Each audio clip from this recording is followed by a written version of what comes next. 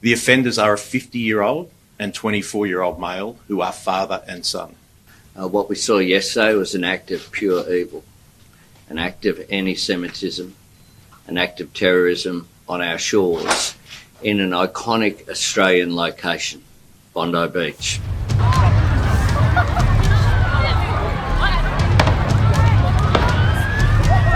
¿Qué está pasando? ¿Dónde? Alicia, escucha, Alicia.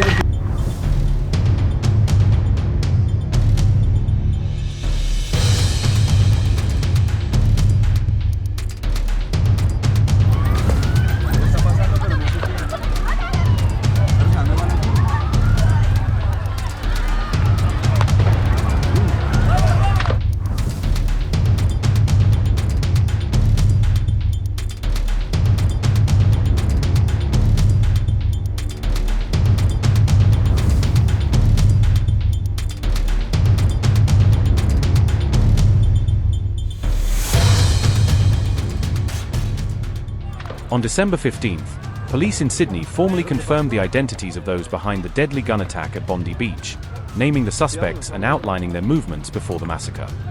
The New South Wales Police Commissioner said the alleged gunmen were a father and son duo, making clear that investigators believe only these two men were directly responsible for the shooting. The same official also ruled out any ongoing hunt for a third suspect in the Hanukkah attack case, stressing that there was no evidence of another shooter on the loose.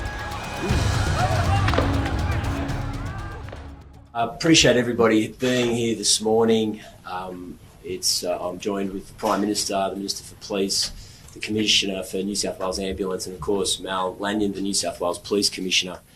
It's very sad duty this morning to report that 16 people have been confirmed as being killed, 15 innocent people and one perpetrator.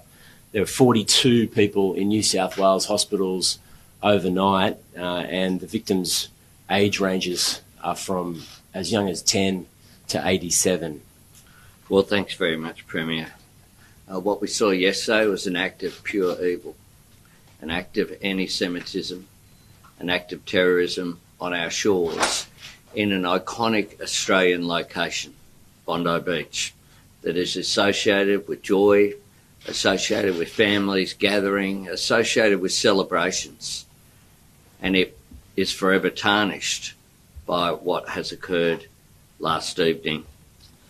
This was an attack deliberately targeted at the Jewish community on the first day of Hanukkah, which of course should be a joyous celebration, and the Jewish community are hurting today. Today, all Australians wrap our arms around them and say, we stand with you. We will do whatever is necessary to stamp out anti-Semitism. It is a scourge, and we will eradicate it together. We will dedicate every single resource that is required in responding to this. Thank you, Prime Minister. Good morning, ladies and gentlemen. Last night I announced that I had determined that it was a terrorist activity and made a declaration as such as 9:36 p.m. As a result of that declaration, we commenced Operation ARQUS, ARQUES, which is a joint counter-terrorism operation. That is New South Wales Police working very closely with our Commonwealth partners to ensure that we thoroughly investigate the circumstances of the incident yesterday. We have progressed at pace overnight with that investigation, and as a result of investigations undertaken, I can say that we are not looking for a further offender. We are satisfied that there were two offenders involved in yesterday's incident. One is deceased. The second is in critical but stable condition in hospital at the moment. The offenders are a 50-year-old and 24-year-old male who are father and son.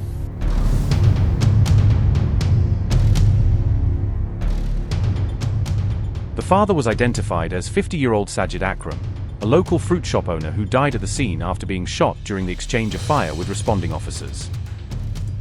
His 24-year-old son, Naveed Akram, was also shot by police and is currently in hospital in critical condition, under heavy guard while doctors fight to keep him alive. Relatives told investigators the pair had said they were heading off on a fishing trip to Jervis Bay, suggesting the family had no idea they were actually planning a terror attack in Sydney.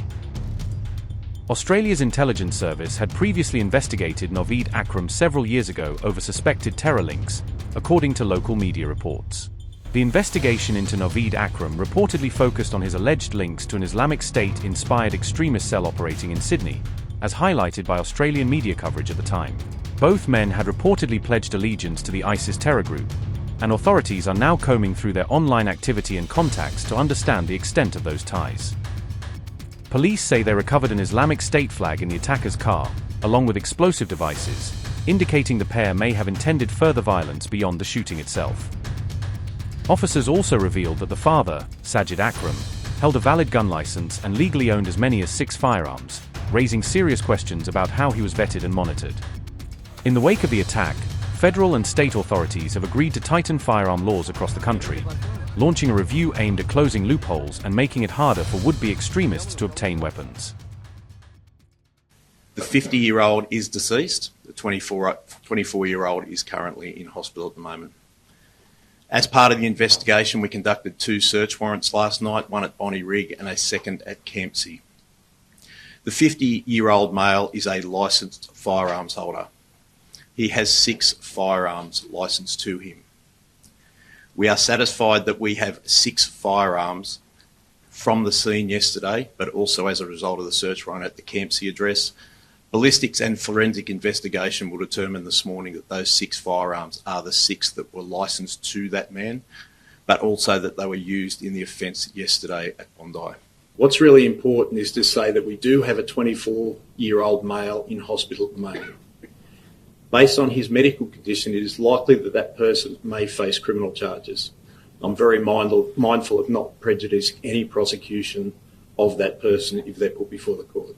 Yeah, well, look, we're looking at that as we speak. I think it's time that we have a change to the law in relation to the firearms legislation in New South Wales, but I'm not ready to announce it today. We want to make sure that prospective reform and change in New South Wales has a lasting impact, but it's not the last time I'll be mentioning it, and you can expect action soon. And of course, a comprehensive investigation as to what went wrong.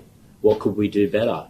Is there better lines of communication? I'm not in a position now to criticise it, and I think it wouldn't be the right thing to do within 24 hours of this shocking, violent attack to be pronouncing failures here without the aid of an independent investigation. What I can promise is that's exactly what we will provide here in New South Wales. It's important that we get all the information on the table, and I want to make it clear we will act on those recommendations. Our police responded promptly. Our police respond very promptly. We work closely with the Jewish community. We are very attuned with providing support to the Jewish community. Quite clearly, the Howard government's gun laws have made an enormous difference in Australia and are a proud moment of reform, quite rightly, achieved across the Parliament with bipartisan support. If we need to toughen these up, if there's anything we can do, I'm certainly up for it, and I hope to get National Cabinet on board for that this afternoon as well.